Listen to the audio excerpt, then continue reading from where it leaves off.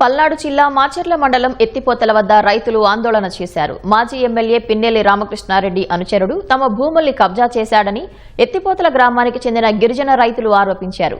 YCP హయాంలో తమను భయపెట్టి బలవంతంగా లాక్కున్న భూముల్ని వెనక్కి ఇప్పించాలని డిమాండ్ చేశారు.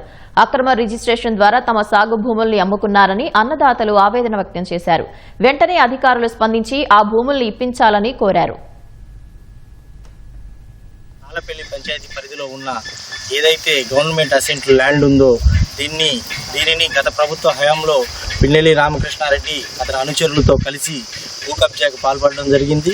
దయచేసి ఇక్కడ ఉన్న గవర్నమెంట్ ల్యాండ్ ఏదైతే ఉందో దానిని ఎట్టి పరిస్థితుల్లో వాళ్ళ పేరు మీద రిజిస్ట్రేషన్ జరిగిన ల్యాండ్ని ఎమర్జెన్సీగా క్యాన్సిల్ చేసి మేము గత 40-45 సంవత్సరాల నుండి 7వ మైలు గ్రామంలో ఎత్తుపోతల కాలనీలో ఉంటున్న మా ఎస్టీ చెంచు లంబాడా తెగకు సంబంధించిన వారికి రిజిస్ట్రేషన్ చేయాల్సిందిగా ప్రభుత్వానికి మనవి చేస్తున్నాము.